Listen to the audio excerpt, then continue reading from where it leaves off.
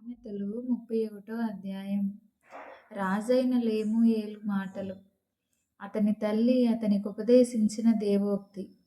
నా కుమారుడా, నేనేమందును? నేను కన్న కుమారుడా, నేనేమందును? నా మ్రొక్కులు మ్రొక్కి కనిన కుమారుడా, నేనేమందును?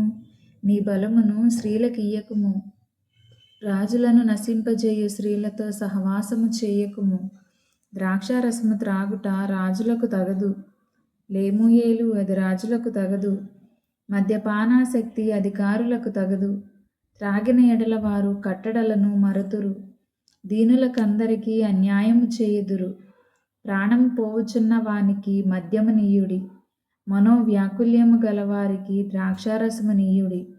వారు త్రాగి తమ పేదరికము మరుతురు. తమ శ్రమను ఇక తలంచకుందురు. మూగవారికిని దిక్కులేని వారికందరికిని న్యాయము జరుగునట్లు నీ నోరు తెరువుము. నీ నోరు తెరిచి న్యాయముగా తీర్పు తీర్చుము. దీనులకును శ్రమపడు వారికిని దరిద్రులకును న్యాయము జరిగింపుము. గుణవతి అయిన భార్య దొరుకుట అరుదు. అట్టిది ముత్యము కంటే అమూల్యమైనది. ఆమె పెనిమిటి ఆమె యందు నమ్మిక ఉంచును. అతని లాభప్రాప్తికి వెలితి కలుగదు. ఆమె తాను బ్రతుకు దినములన్నీయు అతనికి మేలు చేయును గాని కీడేమియూ చేయదు. ఆమె గొర్రెబచ్చును అవిసె నారను వెదుకును. తన చేతులారా వాటితో పనిచేయును. వర్తకపు ఓడలు దూరము నుండి ఆహారము తెచ్చునట్లు ఆమె దూరము నుండి ఆహారము తెచ్చుకొనును.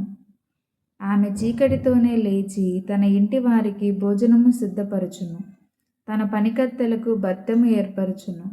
ఆమె పొలమును చూసి దానిని తీసుకొనును. ఆమె కూడబెట్టిన ద్రవ్యము పెట్టి ద్రాక్ష తోట ఒకటి నాటించును. ఆమె నడికట్టు చేత నడుము బలపరుచుకొని చేతులతో బలముగా పనిచేయును. తన వ్యాపార లాభము అనుభవముచే తెలుసుకొనును. రాత్రివేళ ఆమె దీపము ఆరిపోదు. ఆమె పంటను చేత పట్టుకొనును. తన వ్రేళ్లతో కుదురు పట్టుకొని వడుకును. దీనులకు తన చెయ్యి చాపును. దరిద్రులకు తన చేతులు చాపును. తన ఇంటి వారికి చలి తగులునని భయపడదు. ఆమె ఇంటి వారందరూ రక్తవర్ణ వస్త్రములు ధరించిన వారు. ఆమె పరుపులను సిద్ధపరచుకొనును. ఆమె బట్టలు సన్నని నారబట్టలు, రక్తవర్ణపు వస్త్రములు. ఆమె పెనిమిటి దేశపు పెద్దలతో కూడా కూర్చుండును. గవిని యొద్ద పేరుగొనిన వాడై ఉండును. ఆమె నారబట్టలు నేయించి అమ్మును. నడికట్లను వర్తకులకు అమ్మును. బలమును ఘనతయు ఆమెకు వస్త్రములు.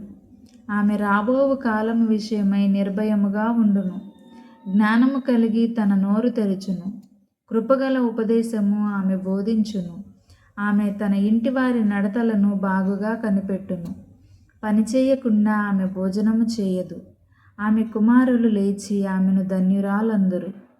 చాలామంది కుమార్తెలు పతివ్రతా ధర్మమును అనుసరించి ఉన్నారు, కానీ వారందరినీ నీవు మించిన దానవు అని ఆమె పెనిమిటి ఆమెను పొగుడును. అందము మోసకరము, సౌందర్యము వ్యర్థము. యెహోవా యందు భయభక్తులు కలిగిన స్త్రీ కొనియాడబడును. చేసిన పనిని బట్టి అట్టి దానికి ప్రతిఫలం ఇయ్యదగును. గౌనుల యొద్ద ఆమె పనులు ఆమెను కొనియాడును.